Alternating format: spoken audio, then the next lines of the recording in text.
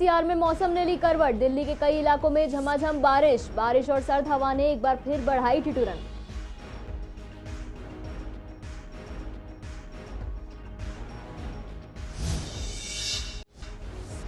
कांति नगर में देखने को मिला चोरों का अलग अंदाज। कार से आए चोरों ने लूट ली मोबाइल की दुकान मालिक ने बताया 35 लाख का हुआ है नुकसान। पुलिस और फॉरेंसिक टीम कर रही है जांच। सीएम केजरीवाल ने पटपड़गंज में किया भूमिगत जलाशय का उद्घाटन। सीएम केजरीवाल ने बताया कैसे मिलेगा दिल्ली वासियों को 24 घंटे पानी। सीएम केजरीवाल ने किया केंद्र सरकार से आग्रह।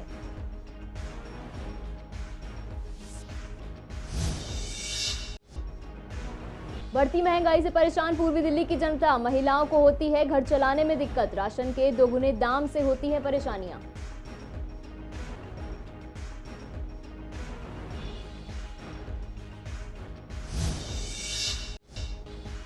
शाहदरा डिस्ट्रिक्ट के साइबर पुलिस की अहम कामयाबी। साइबर पुलिस ने शातिर अपराधियों को किया गिरफ्तार। सिम कार्ड, मोबाइल फोन और बैंक कार्ड बरामद।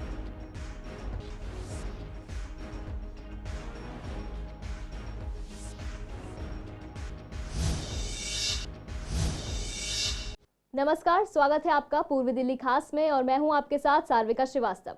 रुक करते हैं खबरों की ओर। राजधानी में मौसम आंख मिचोली खेल रहा है। कभी सर्द हवा चलने लगती है तो कभी गर्मी का एहसास होता है। लेकिन दिल्ली एनसीआर के कई इलाकों में हो रही बारिश ने ठंड बढ़ा दी है। दिल्ली में एक बार फिर से कड़ाके की ठंड का दौर लौट आया है। शनिवार को भी सर्द हवा ने ठिठुरन बढ़ाई थी, लेकिन आज हुई बारिश ने दिल्ली में और ठंड बढ़ा दी है। अचानक से बारिश का मौसम आ गया है। इसमें बचाव बहुत ज़रूरी है। खांसी जुकाम पहले से ही चल रहे हैं। इस मौसम में खांसी जुकाम एकदम से पकड़ लेते हैं और बच्चों को विशेषकर बचा कर रखना चाहिए। मौसम ख़राब है, बुखार खांसी जुकाम हो जाएंगे। इस वजह से इस मौसम में बच के रहना चाहिए। ठंड की बारिश है। मौसम शुरू हो गया बारिश का, इसमें पब्लिक थोड़ा सा घर से बाहर कम निकल रही है, तो इसमें कोशिश करें कि इस बरसात से बच के रहें तो बढ़िया है, क्योंकि ये बरसात से सर्दी जुकाम या खांसी का भी संभावना हो सकता है।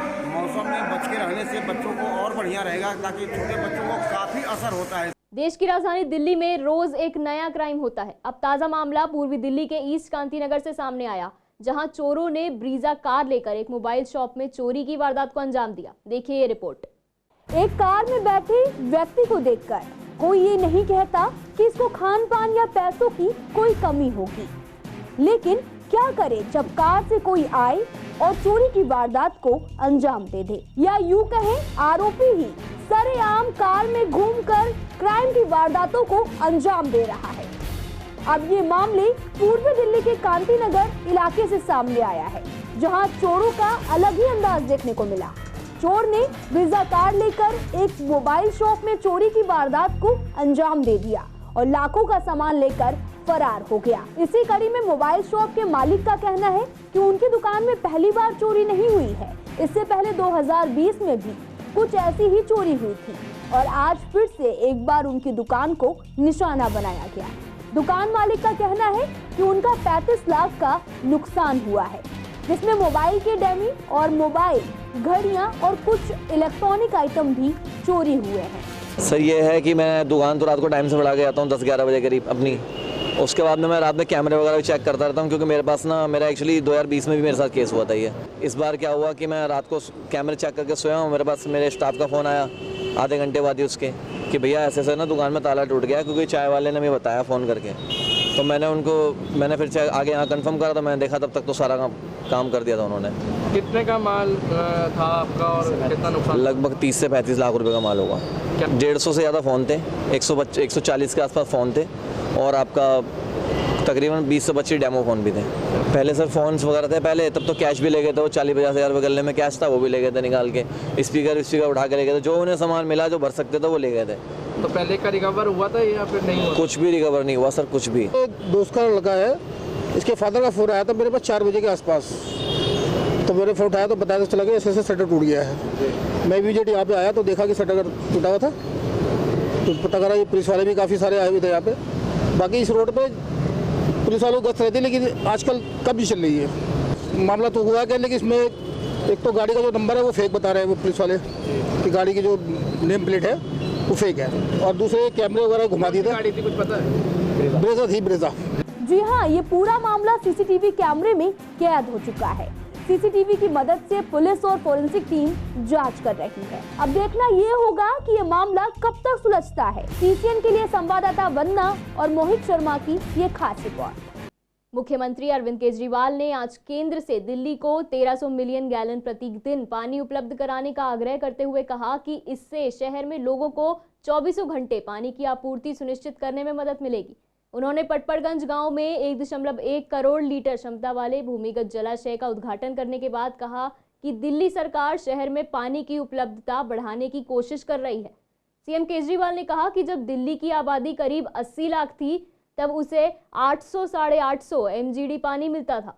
अब भी यहाँ उतना ही पानी मिल रहा है, जबकि आबादी अब 3 गुना होकर 2.5 करोड़ हो गई है। उन्होंने कहा अगर केंद्र द्वारा दिल्ली को 1300 MGD पानी उपलब्ध कराया जाता है तो हम शहर के प्रत्येक घर में 24 घंटे पानी की आपूर्ति कराएंगे। उप मुख्यमंत्री जी ने बताया टेल एंड पे था ये पूरा एरिया, पानी कम मिलता था, कम प्रेशर पे मिलता था, काफ़ी दिक्कत होती थी पानी की। अब इस एरिया के लोगों को पानी की दिक्कत नहीं होगी। अब ये टेल एंड पे नहीं, अब ये आप एकदम मेन एंड पे हो आप लोग, सीधे पानी आपके घरों में आया करेगा। अब जितनी तेज़ी से काम हो रहा है, हमारे सामने बहुत बड़ा चैलेंज है कि जो 75 साल में कमी रह गई वो हम कोशिश कर रहे हैं कि 5-7 साल के अंदर उस कमी को पूरा करके, दिल्ली देश की राजधानी है तो राजधानी के अंदर तो कम से कम बेस्ट से बेस्ट पानी की सप्लाई होनी चाहिए पूरी दिल्ली के अंदर। और करीब 18 किलोमीटर की लाइन हमारी गलियों में नई बिछाई गई, जिसकी वजह से जो एग्जिस्टिंग पाइपलाइन सिस्टम था उसमें पानी आ जाएगा।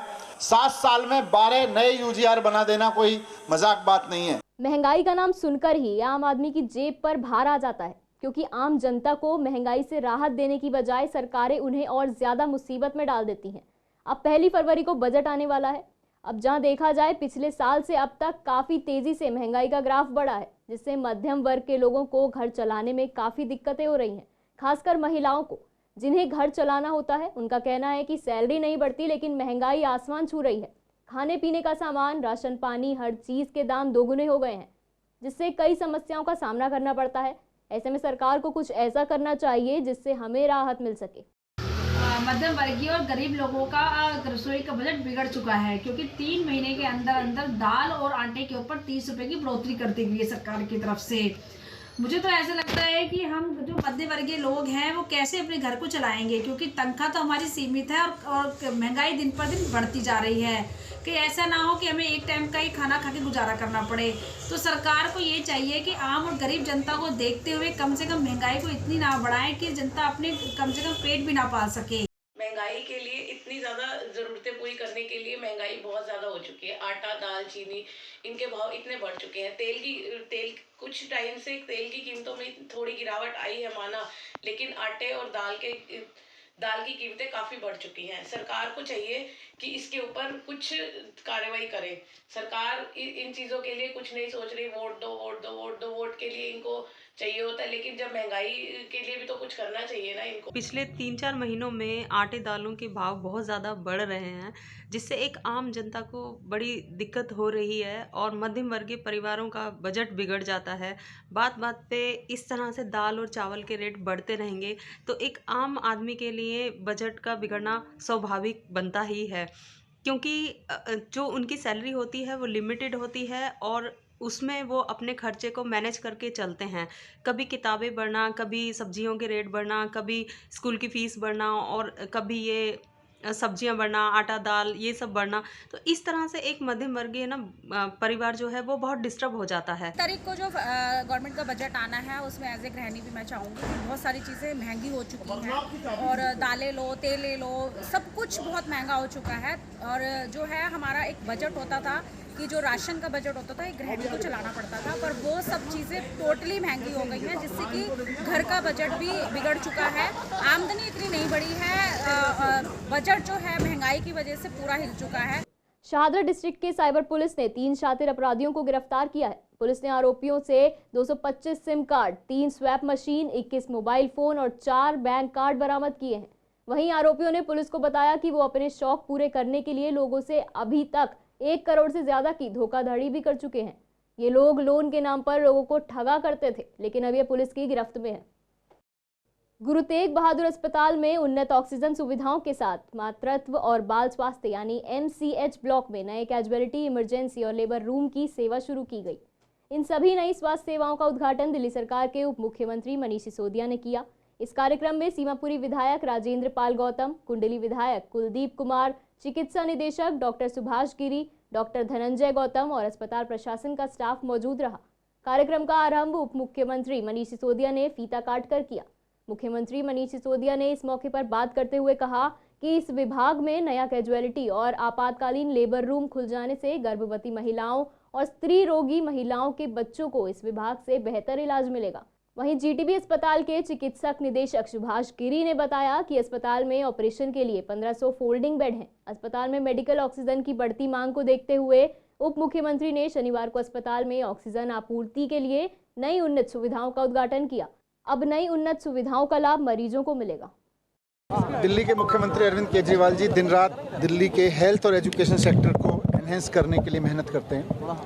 दिल्ली को साफ़ सुथरा बनाने के लिए, दिल्ली के लोगों को रोज़गार दिलाने के लिए मेहनत करते हैं। उसी क्रम में आज GTB हॉस्पिटल में गायनी डिपार्टमेंट की फैसिलिटीज़ को एनहेंस किया गया है और मुझे बहुत खुशी है कि हमारा यहाँ का गायनी डिपार्टमेंट 20,000 डिलीवरीज एक साल में करता है।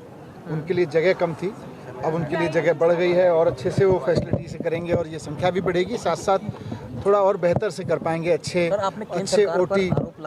OTs हैं, अच्छे फैसिलिटीज़ हैं, अच्छे डॉक्टर्स हैं। बिल्डिंग बना था उसी पर्पज़ के लिए इसको फंक्शनैलिटी में लाया है। ये बिल्डिंग अभी तक हम काफ़ी सारा पोर्शन इसका कोविड के लिए यूज़ कर रहे थे और अब हम इसको MCH और पीडियाट्रिक्स के लिए मैटरनिटी के लिए और पीडियाट्रिक्स के लिए यूज़ करेंगे। इसी संदर्भ में हमने जो हमारा पुराना लेबर रूम्स है वो पुरानी बिल्डिंग में चलते थे, वो काफ़ी कंजेस्टेड हो गया था क्योंकि हमारे पास गायनी के काफ़ी ऑब्स्टेटिकल और गायनी के काफ़ी केसेस आते हैं। लगभग 20 से 22,000 डिलीवरीज पर एनम हर साल यहाँ पर होती हैं और कैजुअलिटी में भी लगभग 150 के करीब पेशेंट गायनी के आते हैं। तो उस पर्पज़ के लिए गायनी कैजुअलिटी MCH ब्लॉक में ग्राउंड फ्लोर पर शिफ्ट कर दी गई है। एक CLR का एक labour room, central labour room बनाया है जो कि 3rd फ्लोर पे शिफ्ट किया गया है और एक SLR के लिए हमने 20 बेड, मेरे एडमिनिस्ट्रेशन 20 बेड तैयार किए। राजधानी की सड़कों को सुंदर और विश्व स्तरीय बनाने के लिए मुख्यमंत्री अरविंद केजरीवाल ने उच्च स्तरीय समीक्षा बैठक की, जिसके बाद उन्होंने बताया कि 1 अप्रैल से सड़कों को सुधारने का काम शुरू होगा। अब दिल्ली सरकार हर बार सड़कों को सुधारने की बात तो कहती है, लेकिन आज भी पूर्वी दिल्ली की कुछ सड़कों की स्थिति बेहद खराब नजर आ रही है। ऐसे में पूर्वी दिल्ली के लोगों से जब हमने बात की तो उनका यही कहना था कि कई सालों से टूटी हुई सड़कों की मरम्मत की केवल बात ही कही जाती है, उन्हें सही नहीं किया जाता। साथ ही जनता ने बताया कि खोखले दावे किए जाते हैं, लेकिन इन सड़कों की मरम्मत करने के लिए कोई आगे नहीं आता है। ये तो काफ़ी समय से सड़क खराब है और यहाँ जो है कई बार एक्सीडेंट भी होते हैं, रिक्शा ही पलट जाती हैं और बहुत दिक्कत आती है चलने में। हाँ, ट्रैफिक बहुत ज़्यादा रहता है यहाँ पे, लेकिन फिर भी सड़क की मरम्मत नहीं कर पाते।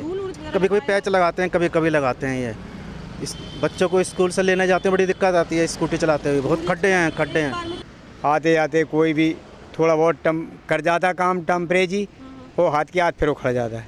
कच्ची रोड़ी डाल रखी है। कच्ची रोड़ी, उसमें मटेरियल तो कुछ है ही नहीं, कच्ची रोड़ी डाल रखी है। गाड़ी आती उछलती बुरी तरह से, कई बार एक्सीडेंट हुए, आदमी तेज़ी से चला आता और नहीं ध्यान करता, अपने उछल जाए।